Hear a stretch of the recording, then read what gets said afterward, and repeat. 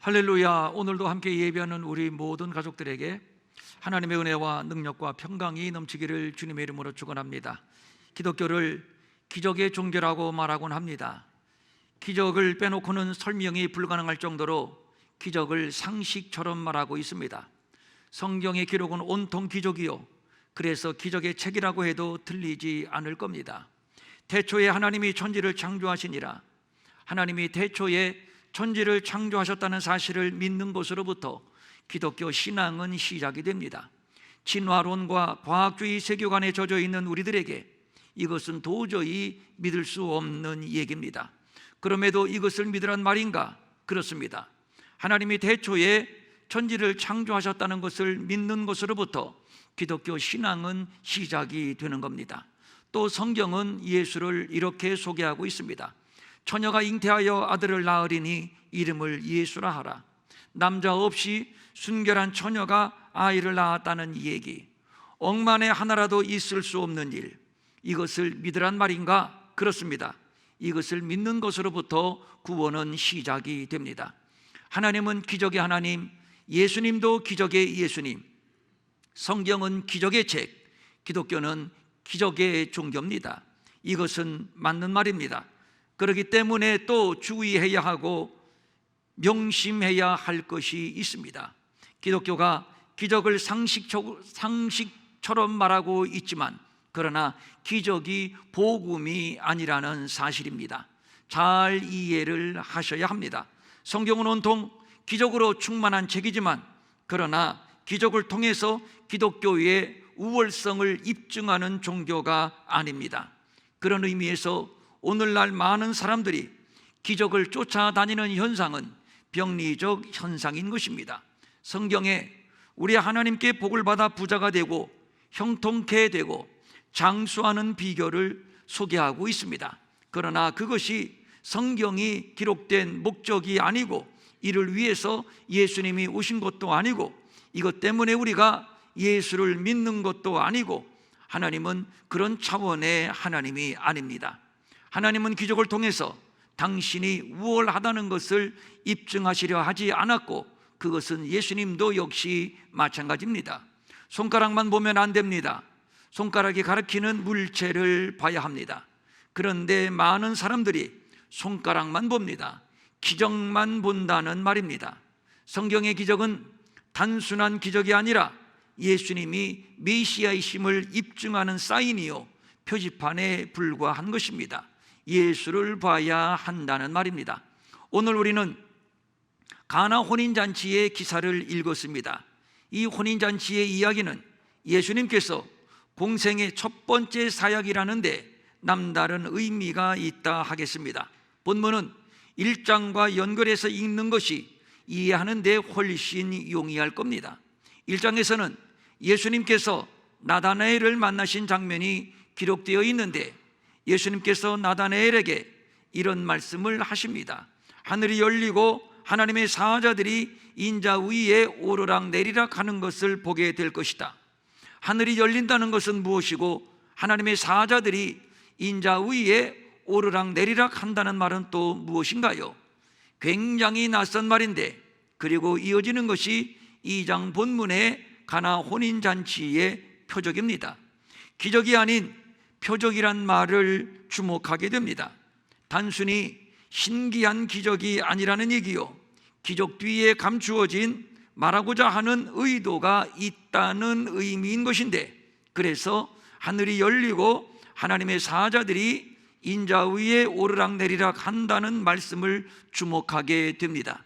그러므로 가나 혼인잔치의 표적은 하늘이 열리는 사건이요, 하나님의 사자들이 예수님 위에 오르락 내리락 하는 사건이 될 것입니다.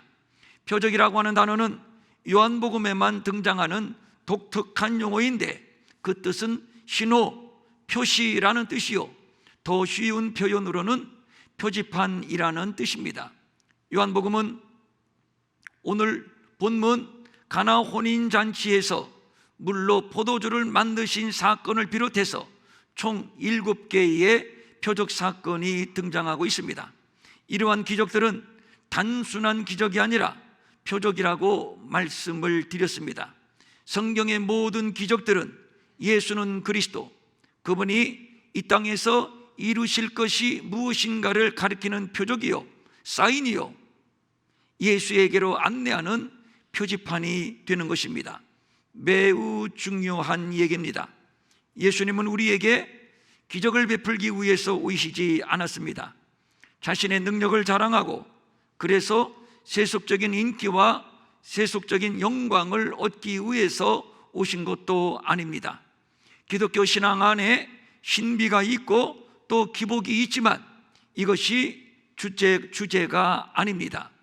신비주의나 기복주의가 되면 안 된다는 얘기요, 그것은 복음이 아닙니다.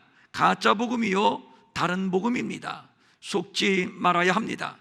이 신비주의, 기복주의가 한국교회를 병들게 했습니다. 우리 모두를 병들게 했습니다. 기적이 아니라 표적입니다. 예수를 가르치는 사인, 예수에게로 안내하는 표지판, 안내판이라는 얘기입니다. 예수는 자기 백성을 죄에서 구원할 하나님의 아들이시며 또 그리스도이십니다. 그는 길이요 진리요 생명이시며 저를 믿으면 멸망치 않고 영생을 얻습니다. 다른 이로서는 구원을 얻을 수 없는 오직 유일한 이름, 바로 예수입니다. 이것을 입증하는 것이 기적이요, 그래서 기적을 기적이라고 말하지 않고 표적이라고 하는 것입니다.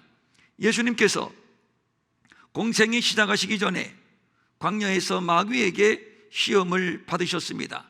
그 시험의 내용은 돌덩어리로 떡을 만들라는 것, 높은 곳에서 뛰어내리라는 것, 마귀 자신에게 절하라는 것입니다. 그렇게만 한다면 내가 하나님의 아들 메시아인 것을 내가 인정할 뿐만 아니라 세상의 모든 사람들이 인정하게 될 것이라는 얘기입니다. 매우 그럴듯한 시험입니다. 매우 매력적이며 달콤한 시험입니다. 그렇게만 된다면 순식간에 영웅이 될 것이고 고난을 받을 필요도 없고 굳이 십자가를 지실 필요도 없습니다. 그러나 예수님의 반응은 사탄아 물러가라 였습니다. 예수님은 애당초 기적을 통해서 영웅이 될 생각도 없으셨고 기적을 통해서 당신이 하나님의 아들이라는 사실을 입증할 필요도 없으셨습니다. 예수님이 아니면 할 수 없는 그 수많은 기적들, 그래서 오병이어 사건 후에 사람들은 예수를 쫓아왔습니다. 예수님, 어제처럼 오늘도 떡을 만들어 주세요. 그러나 예수님은 더 이상 저들의 요구를 들어주지 않았습니다. 오히려 육신의 양식은 먹고 죽는 썩을 양식이지만 내 살을 받아 먹으라, 내 피를 받아 마셔라. 이것을 먹으면 영원히 줄이지 않을 것이다, 영원히 목마르지 않을 것이다. 그러니까 오병이어 사건은 예수는 우리에게 영생하는 양식을 주시기 위하여 오신 메시아이시며 이를 입증하기 위하여 행하신 표적, 사인이 되는 것입니다. 나사로를 살리신 사건도 역시 마찬가지지요. 예수님께서 맨 처음 나사로에 관한 소식을 들었을 때는 아직 나사로가 죽지 않았을 때입니다. 예수께서 서둘러 나사로에게 갔다면 나사로는 죽지 않았을 겁니다. 그러나 예수님은 이틀을 더 유하셨고 그러는 사이에 나사로는 그만 죽었습니다. 사람들은 예수님의 이러한 행동을 이해하지 못했습니다. 마르다마저도 예수님을 원망합니다. 예수님, 왜 이제야 오시는 겁니까? 오셔봐야 소용이 없습니다. 나사로는 이미 죽었습니다. 이때 우리 예수님이 말씀합니다. 나는 부활이요 생명이니 나를 믿는 자는 죽어도 살겠고 무릇 살아서 나를 믿는 자는 영원히 죽지 아니하리니 이것을 내가 믿느냐? 죽음과 부활과 영생을 설명함에 있어서 이보다 더 명쾌한 말씀이 또 어디에 있을까요? 나사로를 죽게 하신 분도 예수님, 나사로를 살리신 분도 예수님. 그러면 예수님은 누구이신가요? 예수님은 십자가에서 죽을 것이지만 다시 부활하실 것이고 영생하실 생명의 주가 되시며 구주가 되시며 부활이요 생명이 되시는 죄인의 구주이십니다. 이것을 복음이라고 하는데 나사로를 통해서 이를 나타내신 것이며, 그러므로 성경의 무수한 기적들은 예수의 그리스도 되심, 예수가 복음이심을 입증하는 표적, 입증하는 사인이 되는 것입니다. 예수께서 병든 자를 고치셨다, 배고픈 자를 배불리 먹이셨다, 죽은 자를 살리셨다. 이것이 복음이 아니고 그런 것들이 우리의 신앙의 주제도 아닙니다. 오해해도 안 되고 착각해도 안 됩니다. 그래서 성경은 말씀합니다. 오직 이것을 기록함은 너희로 예수께서 하나님의 아들 그리스도이심을 믿게 하려 함이요 또 너희로 믿고 그 이름을 힘입어 생명을 얻게 하려 함이니라. 예수가 하나님의 아들, 예수가 그리스도이심, 이것이 바로 복음입니다. 어떤 죄인도 그 이름을 믿음으로 그 이름을 힘입어 영생을 얻습니다. 예수님이 행하신 모든 기적, 성경에 기록된 모든 기적이 이를 입증합니다. 그래서 성경의 모든 기적은 표적이 되는 겁니다. 혼인집에는 충분한 포도주가 준비되어 있어야 합니다. 당시 유대 사회에서 포도주가 없는 잔치는 잔치일 수가 없습니다. 그런데 이게 웬일입니까? 혼인집에 포도주가 떨어졌습니다. 있을 수 없는 일이 발생한 것입니다. 어떻게 해야 합니까? 둘 중에 하나지요. 어디서든 응급으로 포도주를 구해 오든지 아니면 이대로 양해를 구하고 파장시키는 것입니다. 포도주를 구한다는 것은 불가능, 그렇다면 할 수 없습니다. 잔치는 파장입니다. 애초 부르지나 말 것이지 손님들은 불평하며 돌아갈 것이며 혼주의 입장에서는 매우 당황스러운 일입니다. 망신입니다. 낭패입니다. 완전 망신, 완전 낭패입니다. 이 상황을 예수의 어머니가 안타까운 마음으로 지켜보고 있습니다. 무슨 좋은 방법이 없을까? 좋은 방법이 있습니다. 그것은 바로 아들 예수를 이용하는 것입니다. 세상 천지 나만 알고 있는 예수의 출생의 비밀이 있으니 그것은 예수가 남편 요셉과의 사이에서 난 보통의 아들이 아니라 성령으로 잉태되어 자기 백성을 죄에서 구원할 하나님의 아들 메시아라는 사실입니다. 그렇다면 예수는 충분히 이 문제를 해결할 수 있을 것입니다. 어쩔 수 없습니다.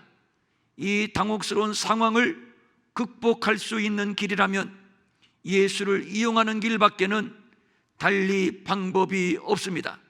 그래서 마리아는 아들 예수에게 다가갑니다. 그리고 사정 얘기를 합니다. 아들아, 너는 하나님의 아들이잖아. 이 상황을 너도 알고 있지? 한 번만 도와주라. 예수님의 입장에서도 마다할 일이 아닙니다. 다른 사람이 아닌 어머니의 부탁인데 너도 좋고 나도 좋고 아무리 생각을 해도 마다할 일이 아닙니다. 그런데 예수님의 대답은 뜻밖에도 그것이 아니었습니다. 여자여, 나와 무슨 상관이 있나이까? 내 때가 아직 이르지 아니하였나이다. 아주 매정하게 거절을 합니다. 왜 그랬을까요? 들어줄 수 없는 요구였기 때문입니다. 예수님은 도깨비 방망이나 슈퍼맨이 아닙니다. 예수님은 배불리 먹일 수 있지만 그러나 우리를 배불리 먹이기 위해서 오시지 않았습니다. 죽은 자를 살릴 수 있지만 그렇다고 영안실이나 공동묘지에 가서 모든 죽은 자를 살리지 않았습니다. 십자가에서 뛰어내려 보란듯이 당신이 하나님의 아들임을 입증하고 충분히 명예를 회복할 수도 있었지만 그러나 그렇게 하지 않았습니다. 12군단 더 되는 천사를 동원할 수도 있었지만 그러나 그렇게 하지 않았습니다. 예수는 구주이십니다. 자기 백성을 죄에서 구원할 구주 말입니다. 이를 위하여 십자가를 질 것입니다. 예수님께서 유대인의 왕이 되어달라는 여러와 같은 요청을 거부하고 줄곧 십자가의 길로 가셨던 것은 예수님이 도깨비 방맹이가 아니라 슈퍼맨이 아니라 자기 백성을 죄에서 구원할 구주이시기 때문입니다. 그런데 오늘날 우리는 쉬지 않고 예수님에게 마리아와 같은 기적을 요구하고 있습니다. 포도주를 만들어 주세요. 배불리 먹여 주세요. 욕먹지 않게 해주시고 체면만큼은 살려주세요. 오로지 예수님을 이용하려는 천박한 욕심, 우리가 어떻게 예수님을 기쁘시게 할 수 있습니까? 돈을 많이 벌면, 착한 일을 많이 하면 하나님이 기뻐하실까요? 공부를 잘하고 출세를 하면 하나님이 기뻐하실까요? 많은 사람들이 이런 기도를 합니다. 하나님, 제가 너무 가난해서 하나님의 영광 가리지 않게 해주세요. 우리 아이들이 공부를 못해서 하나님의 영광 가리지 않게 해주시고 좋은 대학 가고 출세하고 성공해서 보란듯이 하나님의 영광 올려드리게 해주세요. 포도주를 채우기 위해 주님을 찾는 자들, 포도주가 채워졌을 때도 주님을 찾을까요? 아닙니다. 포도주가 채워진다면 더 이상 예수가 필요 없다고 생각을 할 것이고 언제든지 주를 버릴 것입니다. 설사 포도주가 채워졌다 한들, 그래서 더 먹고 더 신나게 놀았다 한들, 그것이 죄사함과 무슨 상관이 있고 그것이 구원과 무슨 상관이 있나요? 이 사실을 알아야 합니다. 우리가 가난하다고 하나님의 영광이 가려지지 않습니다. 출세하고 성공하지 못했다고 하나님의 영광이 가려지는 것도 아닙니다. 대학에 떨어지고 원하는 대학에 못 갔다고 하나님의 영광이 가려지는 것이 아닙니다. 하나님 자체가 영광입니다. 여호와여, 신중에 주와 같은 자가 누구이니까? 주와 같이 거룩함으로 영광스러우며 찬송할 만한 위엄이 있으며 기이한 일을 행하는 자가 누구니까? 하나님은 부자의 하나님이신가요? 아닙니다. 만약에 그렇다면 우리 모두를 부자로 만들어 주셔야 합니다. 성경은 오히려 가난한 자가 복이 있다고 말씀하고 있습니다. 하나님은 능력 있고 똑똑한 자의 하나님이신가요? 그것도 아닙니다. 그렇다면 우리 모두를 IQ 200 정도, 우리 모두를 똑똑한 자, 유능한 자로 만들어 주셨어야 했습니다. 오히려 성경은 하나님은 세상에 미련한 것들을 택하사 지혜 있는 자들을 부끄럽게 하려 하시고 세상에 약한 것들을 택하사 강한 것들을 부끄럽게 하려 하신다고 말씀하고 있습니다. 우리 가운데 예수를 이용해서 포도주를 얻어내려는 욕심을 버리지 않는 자가 있다면, 더 먹고 더 취하고 더 놀아보자는 욕심을 버리지 않는 자가 있다면, 예수님은 마리아에게 하셨던 그 말씀을 우리에게 되돌려 주실 것입니다. 당신과 나와 무슨 상관이 있나이까? 불행하게도 그 사람은 예수님과는 아무런 상관이 없는 사람입니다.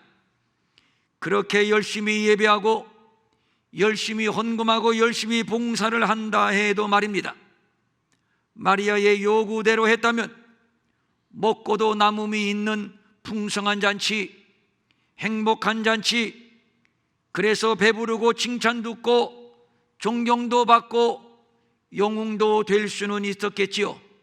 그러나 당신과 나와 무슨 상관이 있나이까? 예수 그리스도, 복음, 하나님의 나라와는 아무런 상관이 없는 잔치, 먹고 배설하고 먹고 죽는 사망의 유희에 불과할 것입니다. 예수님께서 이를 위하여 이 땅에 오신 것이 아닙니다. 잔치집에는 돌 항아리 6개가 있었습니다.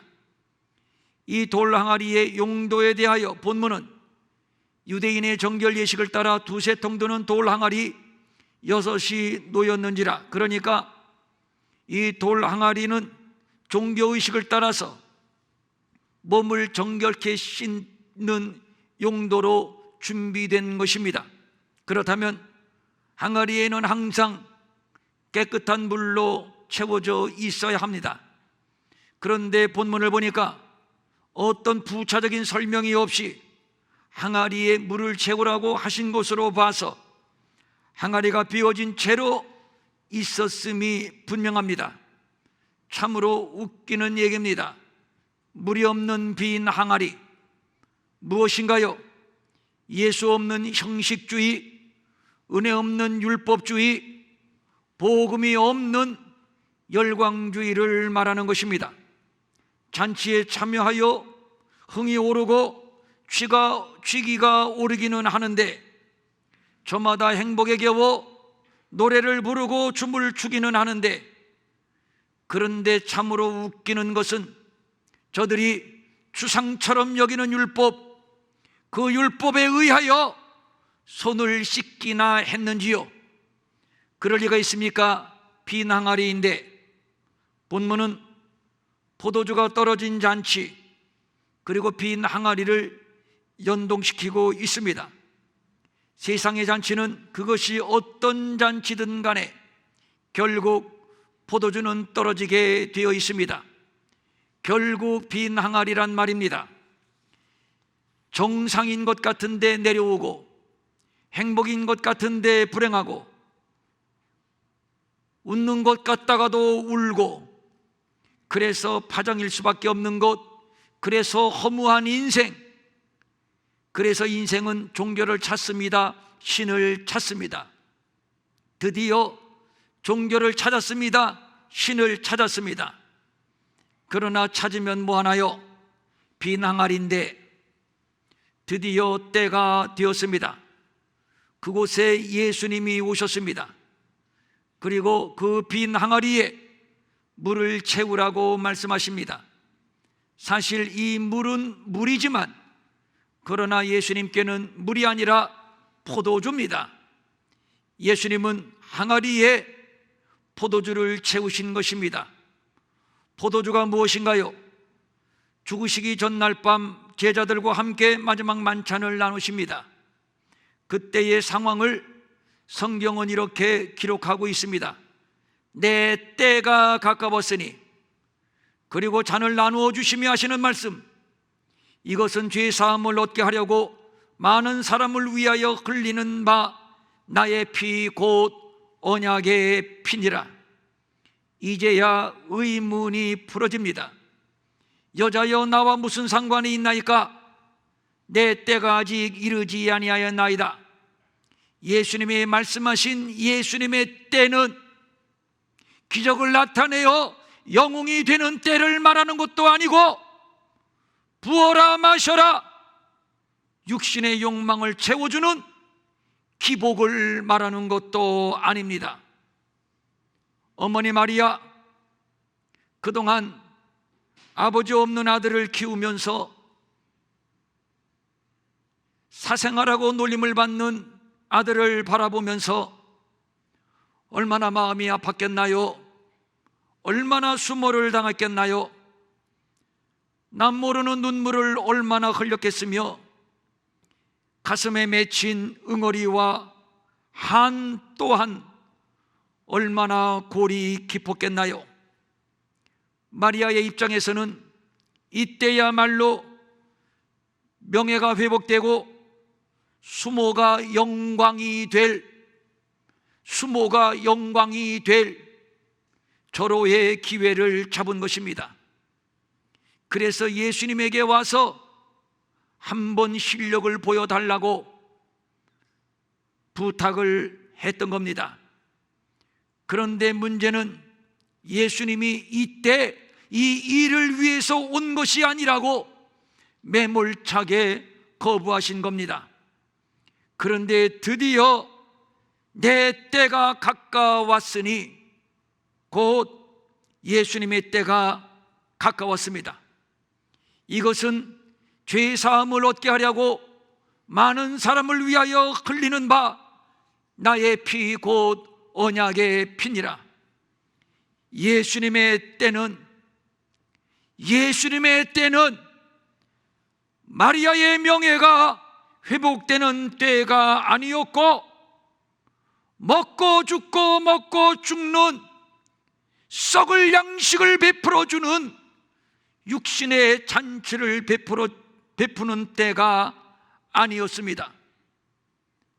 예수님이 나누어 주고 싶으셨던 포도주, 언약의 피, 바로 이때를 위하여 예수님이 오셨으니, 그리하여 하나님은 이때를 위하여 십자가의 길로 가셨던 겁니다. 바로 이것입니다.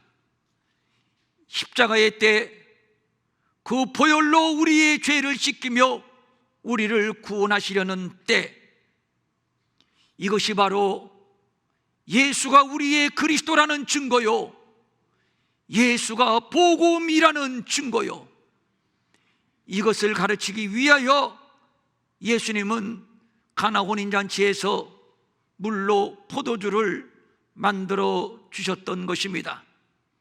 진실로 너희에게 이르노니 하늘이 열리고 하나님의 사자들이 인자 위에 오르락내리락 하는 것을 보리라 하시니라.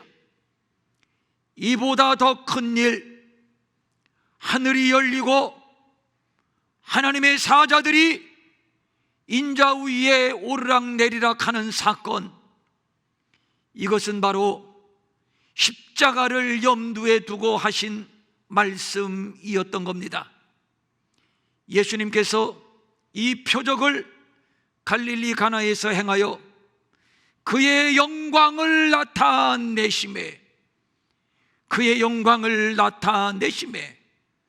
제자들이 믿으니라.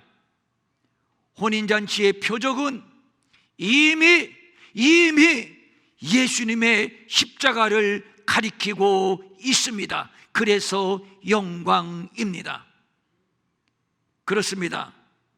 예수님께서 물로 포도주를 만드신 것이 기적이고, 그래서 신기한 일이고, 그래서 놀랄 일이고, 그래서 영광이 아닙니다. 물로 포도주를 만드신 것이 단순한 기적이 아닌 것은 그 속에 죽음이 있고, 그 속에 흘리신 보혈이 있고, 성경은 말씀합니다. 너희가 알거니와 너희 조상이 물려준 헛된 행실에서 대속함을 받은 것은 은이나 금같이 없어질 것으로 된 것이 아니요 오직 흠없고 점없는 어린 양 같은 그리스도의 보배로운 피로 된 것이니라. 물로 포도주를 만드신 그 사건 속에 십자가가 있습니다. 보혈이 있습니다. 죄사함이 있습니다. 구원이 있습니다. 그래서 표적입니다. 그 보혈이 우리의 죄를 씻고 우리를 거룩하게 하셨으니, 그래서 본문은 말씀합니다. 예수께서 이 첫 표적을 갈릴리 가나에서 행하여 그의 영광을 나타내심에, 그의 영광을 나타내심에, 예수가 하나님의 아들이심, 예수가 우리의 그리스도이심을 나타내심에, 그 피가 우리의 죄를 씻고 우리를 구원하는 능력을 나타내셨음에 제자들이 믿으니라. 제자들이 믿으니라. 온 세상 열방의 모든 영혼들이 예수가 그리스도이심을 믿으니라. 그래서 영광입니다. 물이 포도주가 된 사건은 본질이 바뀐 사건이요, 창조적인 사건입니다. 그러고 보니 예수의 피가 우리의 죄를 씻어 죄인이 의인이 되었고, 이전 것은 지나가고 새것 새로운 피조물이 되었으니 우리의 본질이 바뀐 사건, 창조적인 사건이 되는 것입니다. 주 예수 내 마음에 들어와 계시노. 주 예수 내 마음에 들어와 계신 후 변하여 새 사람 되고. 그래서 영광입니다.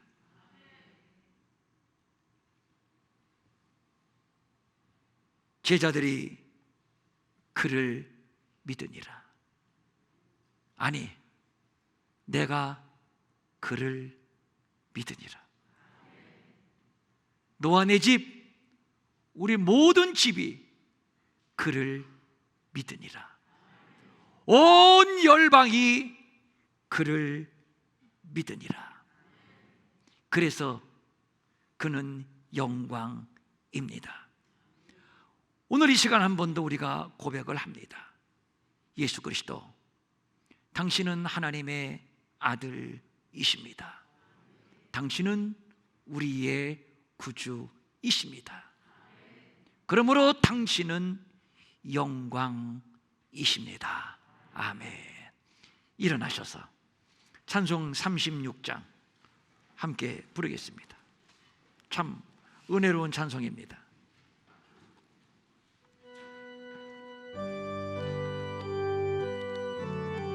이 찬송 밋밋하게 부르지 말고 들려주신 말씀 생각하면서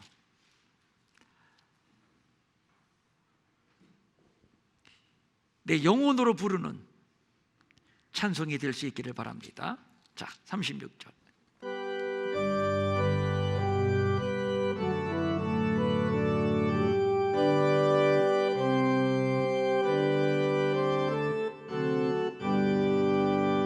주 예수 이름 높이요 다 찬양하여 아멘. 금멸류관을 들여서 만유의 주 찬양. 금멸류관을 들여서 만유의 주 찬양. 주 예수 당한 고난을 못 잊을 죄인아, 내 귀한 몸에 바쳐서 만유의 주 찬양.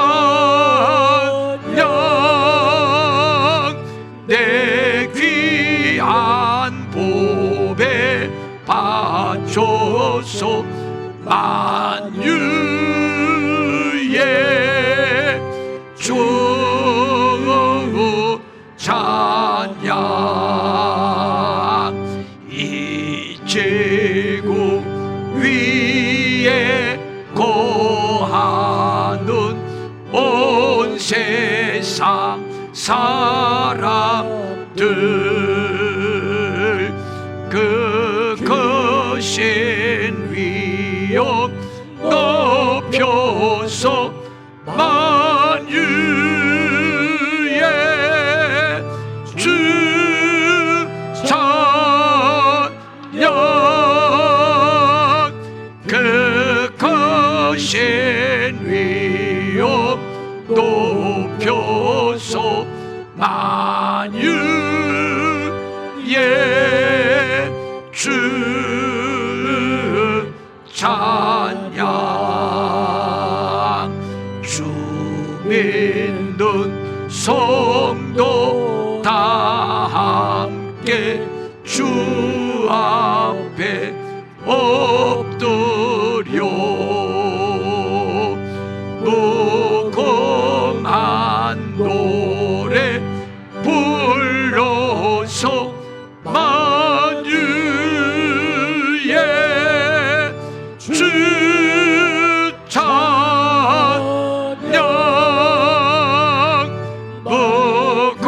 무궁한 노래 불러서 만유의 주 찬양. 4절 한번 띄워주시죠. 주 믿는 성도 다 함께, 다 함께. 사랑하는 우리 일의 모든 가족들, 대한민국 모든 국민들, 세계 열방의 모든 영혼들이 다 함께 주 앞에 엎드려. 그 다음 뭐예요? 무궁한 노래 불러서 만유의 주 찬양. 그냥 밋밋하게 부를 수 없는 찬송이잖아요. 그렇죠? 우리 두 손을 좀 들고 4장 4절 한 번 더 제가 지휘하겠습니다.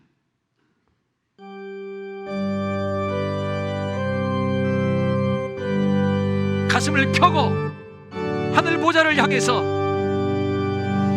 주 믿는 성도 다 함께 주 앞에 엎드려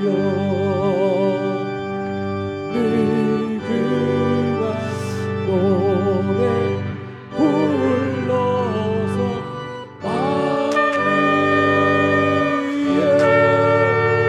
주 찬양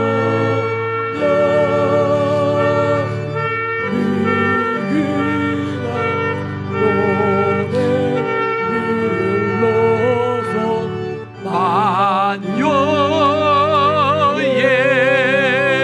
주 찬양.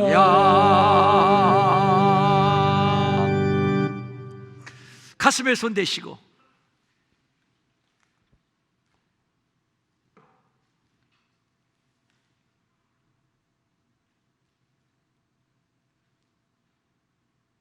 우리 주님이 행하신 그 숱한 기적들을 통해서, 성경에 기록된 그 숱한 기적들을 통해서 와 신기하네, 와 대단하네,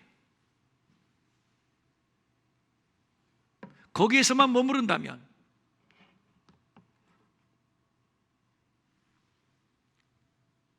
그건 신비주의입니다. 건강한 기독교 신앙이 아닙니다.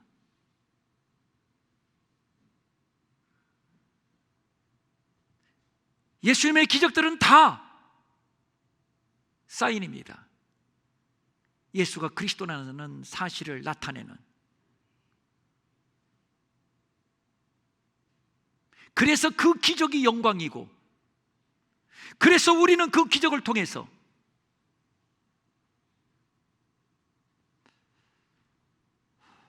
이렇게 고백합니다.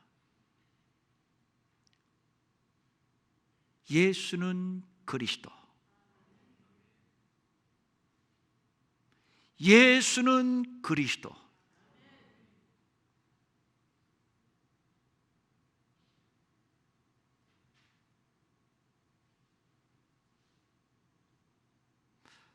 한번 따라합니다. 예수는 그리스도. 예수는 그리스도.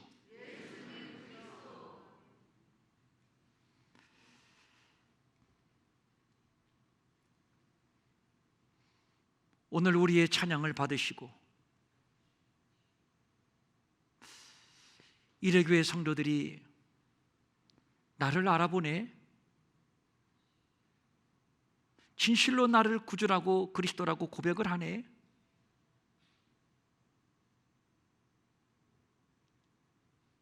우리 주님이 기뻐하시고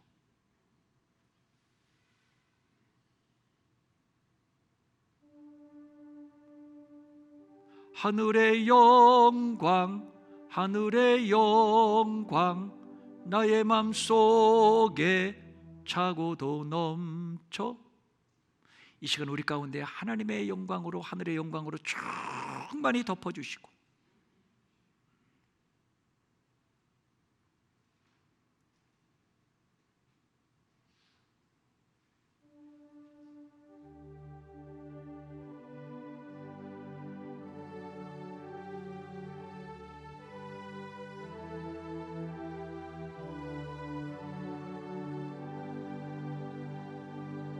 우리는 무궁한 노래를 부를 것입니다.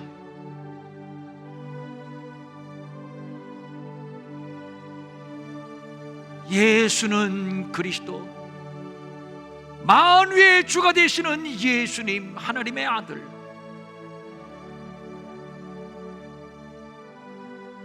찬양과 영광을 받으소서.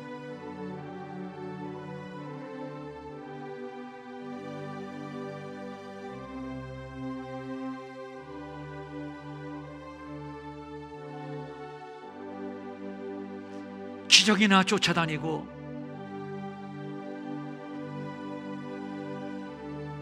복 받겠다고 쫓아다니고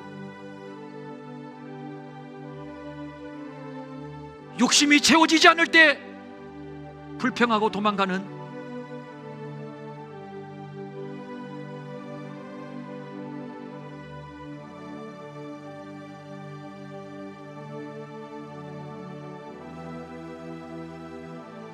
다른 복음을 믿는 자들은 우리 가운데 없게 하시고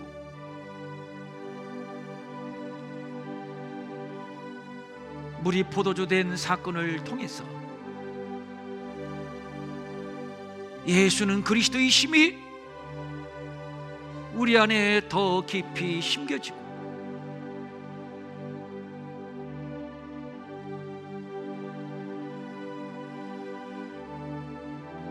죄사함과 구원과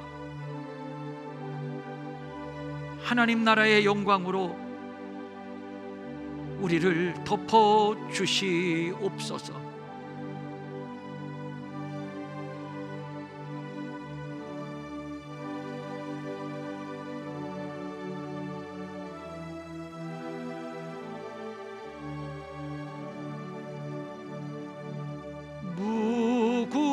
무궁한 노래 불러서 만유의 주 찬양. 하나님 아버지 감사합니다. 감사합니다. 예수는 그리스도.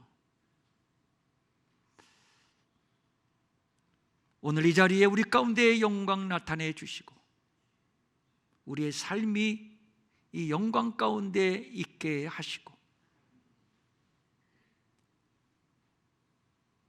그래서 그 크신 이름 높이어 만유의 주 찬양. 우리의 예배가, 우리의 삶이 예배가 되게 하옵소서. 오늘 이 결단을 가지고 이 감격을 가지고 돌아갑니다. 한 주간 동안 세상에서 살 때에 이 감격으로, 이 믿음으로, 이 십자가로의 능력으로 죄를 이기고 세상을 이기고 어둠의 권세를 퇴적하고 승리케 하옵소서. 간절한 소망을 가지고 각종 예물을 주님께 올립니다. 주일헌금, 주정헌금, 11조, 감사헌금, 선교헌금, 구제헌금, 장학헌금, 각종 예물을 주님 앞에 올립니다. 특별히 우리에게 이렇게 아름다운 예배당을 주시면서 헌당하게 되었음을 감사해서 이 감사를 나만 간직하지 않고 이 축복을 나만 누리지 않고 열방의 영혼들도 함께 누리기를 소원하여 우리가 선교지 건축 예물을 드린 자들 있습니다. 받아주시고 우리의 삶에 물이 포도주로 되는 사건이 날마다 예수의 보혈로 우리를 돕는 사건이 절대 포도주가 떨어져서는 안 됩니다. 예수의 피가 우리 안에서 마르면 안 됩니다. 날마다 마르지 않는 샘처럼 솟아나고 채워지고 기름 부어지고 이 마지막 때 귀하게 쓰임받게 하여 주시옵소서.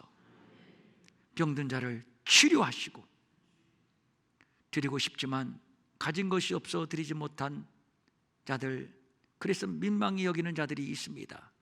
저들을 위로해 주시고 저들에게도 물질 주셔서 한 가지로 주님 앞에 바치며 쓰며 도우며 사는 풍성함이 있게 하여 주시옵소서. 이제는 우리 주 예수 그리스도의 은혜와 하나님 아버지의 무한하신 사랑과 성령님의 감화 감동 위로하시고 안위하시고 능력 주시고 형통케 하심이 이 감격을 안고 돌아가는 모든 성도들 머리 위에